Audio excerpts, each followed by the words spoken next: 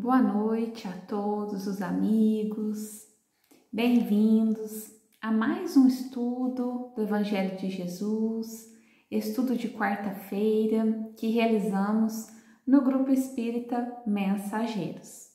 Um grande abraço a todos, espero que todos estejam bem. Bom, antes de nós começarmos o nosso estudo, como é de costume, se você ainda não fez isso, reserve o seu copo com água ou um recipiente maior para que você possa compartilhar com a sua família, para que os benfeitores espirituais possam frutificar essa água para todos vocês também. E vamos realizar a nossa oração inicial para darmos início ao nosso estudo. Rogando a Deus, a Jesus, aos amigos espirituais que nos acompanham, nos auxiliam, a Maria, nossa Mãe Santíssima, que possa nos inspirar nesse momento, para que possamos absorver os ensinamentos do Evangelho de Jesus, a nortear as nossas vidas, aliviar as nossas dores, nosso cansaço, nossas preocupações e angústias. Que nesse momento, uma chuva de bênçãos envolva a todos nós, envolva os nossos lares e todos os nossos familiares, trazendo muita paz aos nossos corações. Que o Senhor Jesus, nesse momento, se faça presente nos nossos lares, se faça presente nos nossos corações, que estejamos em sintonia com os nossos mentores espirituais, que estejamos nesse momento em sintonia com os mentores espirituais do Grupo Espírita Mensageiros, equipe da nossa querida benfeitora Maria Amélia, e que possamos juntos compartilhar desses momentos de estudo e levarmos para o nosso dia a dia todo o conhecimento que vamos ter a oportunidade de compartilhar agora. Obrigada, Mestre Jesus, por essa oportunidade e por todas as bênçãos que derrama sobre todos nós. Que assim seja.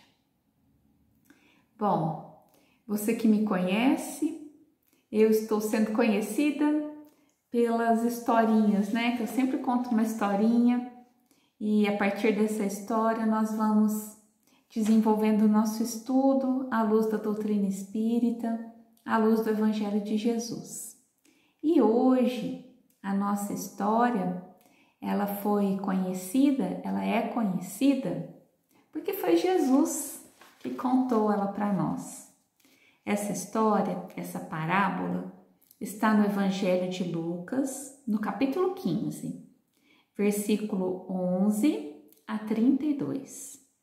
É a parábola do filho pródigo.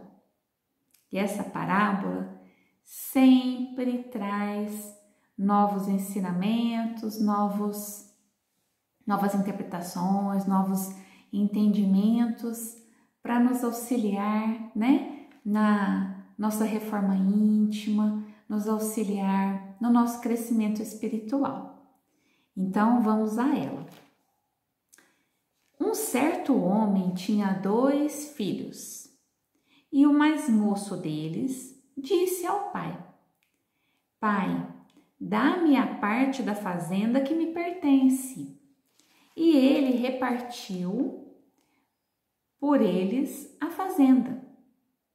E poucos dias depois, o filho mais novo, ajuntando tudo, partiu para uma terra longínqua e ali desperdiçou a sua fazenda, vivendo dissolutamente. E havendo ele gastado tudo, houve naquela terra uma grande fome e começou a padecer necessidades. E foi e chegou-se a um dos cidadãos daquela terra, o qual o mandou para os seus campos a apacentar porcos. E desejava encher o seu estômago com as bolotas que os porcos comiam, e ninguém lhe dava nada. E caindo em si, disse: quantos trabalhadores de meu pai têm abundância de pão, e eu aqui pereço de fome. Levantar-me-ei e irei ter com meu pai, e dir-lhe-ei: Pai, pequei contra o céu e perante ti. Já não sou digno de ser chamado teu filho. Faze-me como um dos teus trabalhadores. E levantando-se, foi para seu pai. E quando ainda estava longe, viu o seu pai e se moveu de íntima compaixão. E correndo, lançou-se-lhe ao pescoço e o beijou. E o filho lhe disse: Pai, pequei contra o céu e perante ti, e já não sou digno de ser chamado teu filho. Mas o pai disse aos servos: Trazei depressa a melhor roupa, e vesti-lhe, e ponde-lhe um anel na mão e sandálias nos pés. E trazei o bezerro cevado, e matai-o, e comamos e alegremo-nos, porque este meu filho estava morto e reviveu. Tinha-se perdido e foi achado. E começaram a alegrar-se. E o seu filho mais velho estava no campo, e quando veio e chegou perto de casa, ouviu a música e as danças, e chamando um dos servos, perguntou-lhe que era aquilo. E lhe disse: Veio teu irmão e teu pai matou o bezerro cevado, porque o recebeu são e salvo. Mas ele se indignou e não queria entrar. E saindo o pai, estava com ele. Mas respondendo ele, disse ao pai: Eis que te sirvo há tantos anos, sem nunca transgredir o teu mandamento, e nunca me deste um cabrito para alegrar-me com meus amigos. Vindo, porém, este teu filho, que desperdiçou a tua fazenda com as meretrizes, mataste-lhe o bezerro cevado. E ele lhe disse: Filho, tu sempre estás comigo, e todas as minhas coisas são tuas. Mas era justo alegrarmo-nos e regozijarmo-nos, porque este teu irmão estava morto e reviveu. Tinha-se perdido e foi achado. Eu achei importante ler o texto bíblico, ao invés de contar com as minhas palavras, por ter um conteúdo tão marcante, tão importante, eu fiquei com receio de perder algum detalhe. Bom, essa parábola do filho pródigo sempre me comoveu. E por muitos anos a minha atenção estava mais voltada ao filho pródigo do que aos ensinamentos que também são trazidos para nós pela conduta do primeiro filho, né, do filho mais velho. Bom, vamos lá. Aqui, nessa parábola de Jesus, nós podemos entender, trazendo ela para a nossa vivência, né, trazendo ela para o nosso entendimento, nós podemos entender que aqui a figura do pai, né, representa Deus. E a figura dos filhos representa todos nós, toda a humanidade. Então, a figura do pai, que representa Deus, representa um pai que atende com amor e misericórdia a todas as diferentes necessidades evolutivas de nós, seus filhos. Um pai com amor, que atende com amor e misericórdia às diferentes necessidades dos seus filhos. E esses dois filhos nos representam, né? Que representa as condutas, né? De todos nós. Nós vamos dividir aí para poder ficar mais fácil o entendimento. Então, o filho pródigo, que é o filho que desperdiçou todas as riquezas que ele herdou do pai, representa a todos nós que estamos perdidos, iludidos com com toda essa vida material, iludidos com os prazeres do mundo.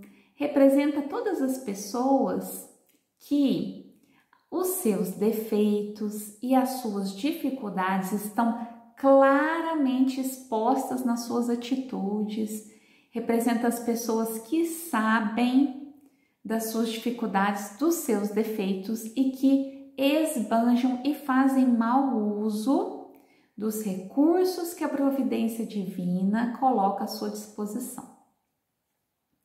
E o filho mais velho representa todos nós em atitudes egoístas, atitudes de vaidade, de ciúme, representa todas as situações em que nós achamos que estamos em situação de superioridade às outras pessoas. Representa todos nós que achamos que já estamos no caminho do bem, mas que nos iludimos escondendo os nossos defeitos, as nossas dificuldades, o nosso orgulho, nosso egoísmo, a nossa vaidade. E eu sempre vou falar todos nós. Por quê? Porque eu me incluo em todos esses estudos, porque eu estou aqui para compartilhar o estudo com vocês e aprender junto com vocês. Tenho muito o que aprender com tudo que eu trago aqui para vocês. E é um compromisso muito grande quem está aqui à frente de um estudo, que eu acredito que no mínimo nós precisamos nos esforçar para seguir o que a gente está falando, né? Então vamos lá. Vamos falar, né, sobre o filho pródigo. O filho pródigo recebeu a herança do pai, recebeu as riquezas do pai e saiu pelo mundo a gastar essas riquezas sem ponderar nas consequências. E quais são as riquezas que nós recebemos do nosso Pai, que é Deus, para vivermos aqui a nossa vida, né? Temos muitas riquezas espirituais. Nós temos quais são as riquezas, qual é a herança que Deus deixa conosco, compartilha conosco, que somos seus filhos. Então vamos a alguns exemplos dessas riquezas. A nossa inteligência é uma riqueza, o nosso corpo é uma riqueza, a família, a nossa família é uma riqueza, nossos amigos, todas as oportunidades que nós temos nessa vida, nosso trabalho, a nossa profissão, o nosso lar, o nosso planeta, a natureza.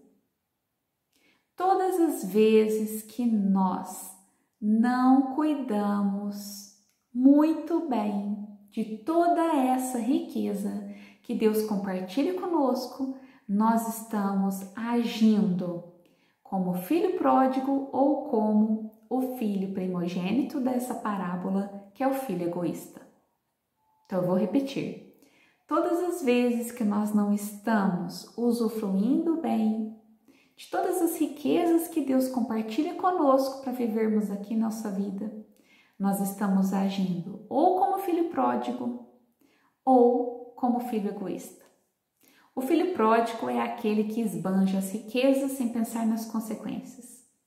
O filho egoísta é aquele avarento que esconde as riquezas. Então são duas extremidades, dois opostos. O que nós precisamos desenvolver é o equilíbrio. Como nós podemos usufruir de todos os bens e riquezas que Deus compartilha conosco para vivermos nessa vida de uma maneira equilibrada? Como será? Continuando aqui, nessa parábola, nós podemos aprender muito sempre, né? nós identificamos vários ensinamentos nessa parábola. Nós identificamos que todos nós temos, né, um pai justo e amoroso que distribui as suas riquezas para todos os seus filhos, e nós temos o nosso livre-arbítrio, que a partir do nosso livre-arbítrio, que é o nosso poder de escolha, nós escolhemos esbanjar essas riquezas ou fazer um bom uso dessas riquezas. Então, nós observamos também a lei de causa e efeito. Quando, né, todas as vezes que acontece alguma coisa conosco e aquilo causa um certo desconforto, no primeiro momento é ruim, é chato, muitas vezes é doloroso. E vem aquela pergunta: por que, meu Deus, eu estou passando por isso? E se, quando vier esses acontecimentos aparecerem na nossa vida, além dessa pergunta, né? Por que está acontecendo isso comigo, meu Deus? Nós também fizemos uma pergunta: o que eu tenho a aprender com isso? O que eu plantei para colher isso hoje? E qual novo plantio eu posso fazer para que no futuro eu colha flores ao invés de espinhos? Os espinhos que nós temos na nossa vida hoje, nós que plantamos no passado. Muitas vezes nós não temos consciência disso, mas é hora de despertarmos a nossa consciência, né? Aqui na parábola do filho pródigo, quando o filho saiu, né, esbanjando, ele foi para uma terra longínqua. O que representa isso? Representa o filho que saiu da casa do pai e foi viver longe da proteção do pai. Representa todos nós quando nós nos afastamos de Deus e vamos viver as ilusões da nossa vida material. E quais são as ilusões da nossa vida material? É quando nós nos esquecemos de qual é o verdadeiro propósito da nossa vida aqui. Nós nos esquecemos que existe, nós nos esquecemos que nós somos seres espirituais vivendo uma experiência material e nos iludimos acreditando que essa é a única vida e que precisamos viver como se não houvesse amanhã e usufruir de todos os prazeres que esse mundo material possa nos proporcionar, nos instigando ao consumismo desenfreado, à sensualidade desmedida, a ambição, a vaidade exagerada. Quando nós esquecemos de olhar para o sofrimento do nosso irmão, quando nós vivemos aquela vida sem pensar no nosso desenvolvimento espiritual. Então essa é a grande ilusão acreditar que essa é a única vida e que nós não precisamos desenvolver nossa espiritualidade. Essa é a maior ilusão. Uma grande ilusão acharmos que nós viemos nesse mundo a passeio. Nós não viemos nesse mundo a passeio. Nós viemos para aprender, para desenvolvermos as virtudes que nós temos latentes dentro de nós. Então, a nossa grande ilusão é acreditar que não existe um amanhã. Então, precisamos despertar, nós precisamos desse despertar espiritual. Quando o filho pródigo, né, a hora que acabou e esbanjou toda a riqueza que o seu pai distribuiu para ele, houve uma grande fome na região onde ele estava. O que representa essa grande fome?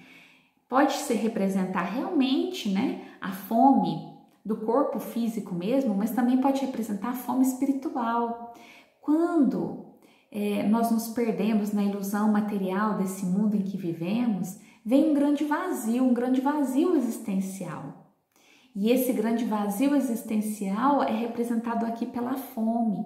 Isso traz um grande sofrimento. Quando o filho pródigo passa fome, ele pede para trabalhar na casa de um senhor. O senhor dá um serviço para ele, que é cuidar dos porcos, e ele não tem nada de comer, nem a comida dos porcos lhe é servida, e ele deseja, de tanta fome, tanta necessidade que ele passa, ele deseja a comida dos porcos.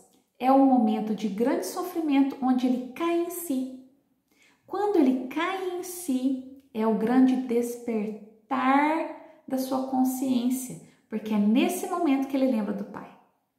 É nesse momento que ele lembra que na casa do Pai, os trabalhadores são tratados muito melhor do que o que ele está passando.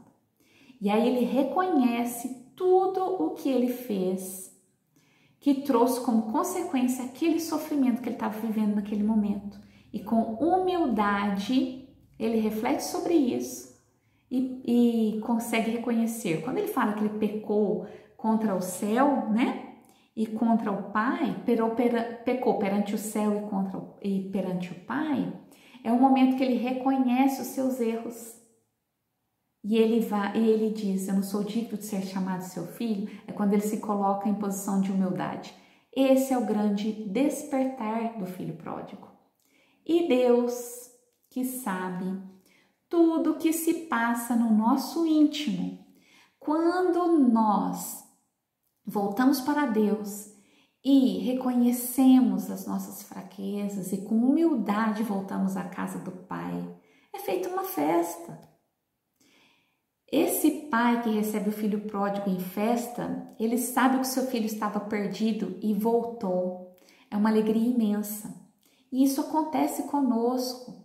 Quando nós nos perdemos nas nossas ilusões e nós passamos por esse despertar espiritual, Deus nos recebe de braços abertos. É uma grande festa espiritual, com certeza. Nós somos recebidos por uma grande festa. E essa festa, né, que o pai do filho pródigo faz quando recebe o seu filho de volta, pede para colocar a melhor roupa, um anel no dedo e pôr sandálias nos pés. Nós podemos também entender como uma representação. Quando nós passamos pelos momentos de sofrimento e nós temos esse despertar espiritual para querer nos voltar para Deus, querer a proteção divina novamente e nos colocamos em posição de humildade, reconhecendo que os sofrimentos são frutos das nossas próprias escolhas, não é castigo de Deus. Essa festa, né, que o pai do filho pródigo faz, nós podemos também perceber nas nossas vidas que essa festa espiritual também, ela vem em forma de forças e de coragem para nós conseguirmos vencer os sofrimentos e as dificuldades da nossa vida. Essa força que vem de Deus, nós recebemos através da nossa fé que fica fortalecida, nós recebemos através de curas espirituais, de curas físicas e de força para passar pelas dificuldades que muitas vezes, muitas dificuldades demoram a passar. E nós recebemos essa força quando nós pedimos humildemente para Deus. Agora, falando do outro filho, daquele irmão que quando viu que o seu pai estava fazendo uma festa para o seu irmão mais novo que esbanjou todas as riquezas, o que ele fez? Ele se indignou. Ele apontou o erro do irmão e se indignou e cobrou do pai. Quantas vezes nós fazemos isso? Quantas vezes nós nos comportamos como o filho egoísta? Nós nos comportamos como o filho egoísta todas as vezes que nós criticamos a conduta alheia, todas as vezes que nós apontamos o dedo mostrando o defeito e o erro do nosso irmão, todas as vezes que nós nos sentimos injustiçados pelos acontecimentos da nossa vida, todas as vezes que nós achamos que merecemos um maior reconhecimento, que nós esquecemos de ser indulgentes, que nós nos esquecemos de ter misericórdia perante o sofrimento do nosso irmão, todas as vezes que nós achamos que somos melhores que o outro, todas as vezes que nós sentimos uma dorzinha no ego, todas as vezes que nós nos sentimos superior aos outros. E quantas vezes isso acontece e nós não percebemos? Como a gente vive, com os olhos tampados e iludidos, achando que nós estamos certos e o outro está errado. Quem somos nós para apontar o dedo para o nosso irmão? Acaso nós não temos defeitos e erramos também?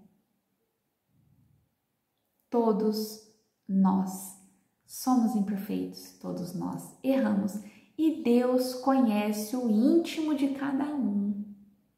Deus sabe os esforços que eu faço para domar as minhas más tendências. Deus sabe quando eu escondo de mim mesma, quando eu sou egoísta, quando eu sinto ciúme, quando eu tenho uma atitude equivocada para com meu irmão. Deus sabe. Muitas vezes escondemos de nós mesmos. Então, essa parábola nos leva à reflexão. O que nós estamos fazendo com toda a herança que recebemos do nosso Pai Maior? O que estamos fazendo com a nossa inteligência, com o nosso corpo, com todas as pessoas que Deus coloca em nossas vidas, que são a maior riqueza de Deus, são os seus filhos? Estamos cuidando bem das riquezas que Deus coloca em nossa vida? Estamos fazendo bom uso dos bens materiais que temos em nossa vida? Estamos cuidando bem do nosso planeta, da natureza e de nós mesmos? Sempre é tempo de voltarmos à casa do Pai. Sempre seremos recebidos com festa. Depende de nós começarmos hoje a nossa reflexão e cuidarmos com amor de todas as bênçãos que nós recebemos de Deus. Mesmo aquelas bênçãos que a gente tem dificuldade de conviver. Mesmo aquele trabalho que está trazendo um fardo para nossas costas. Será que esse fardo pode ficar mais leve se nós agirmos com amor? Com gratidão? A primeira forma de agirmos com amor para facilitarmos isso é agradecer. Agradecer a Deus o corpo que temos, a inteligência que temos, o nosso lar, a nossa família, as pessoas que convivem conosco, o nosso trabalho, todos os recursos financeiros que chegam até nós, todos os bens materiais que usufruímos. É hora de plantarmos sementes de amor para colhermos flores de amor. Isso aqui foi um presente que eu recebi no dia de hoje, de umas sementinhas de amor que eu nem sabia que eu estava plantando. Isso aqui é um incentivo para todos nós, né? É um incentivo. Quando a gente planta sementes de amor, a gente colhe flores. Pode demorar um pouquinho, pode ser através de outras pessoas, mas nós colhemos. E essas sementes de amor vêm para nos dar força para enfrentarmos as dificuldades da vida. Nós sabemos que não é fácil. Nós sabemos que tem dores e tem sofrimentos que são gigantescos. Mas nós não estamos sozinhos. Nós temos uns aos outros para nos apoiar. Vamos pedir ajuda quando precisamos. Vamos fazer preces. Vamos pedir a Deus forças para passarmos pelas dificuldades e despertar a nossa consciência para o amor, para que nós possamos ser filhos que querem voltar à casa do Pai com humildade e possamos receber uma festa espiritual. Que nesse momento as bênçãos do Mestre Jesus envolva a todos nós, envolva os nossos lares, envolva os nossos familiares, envolva todos os nossos amigos, nosso local de trabalho, nossos colegas de trabalho, que nós possamos receber uma limpeza espiritual, um passe espiritual onde quer que estejamos, que possamos reforçar a nossa fé, a nossa esperança, a nossa coragem. Nada é por acaso e nós nunca estamos sozinhos. A espiritualidade amiga está ao nosso lado, nos amparando, nos sustentando,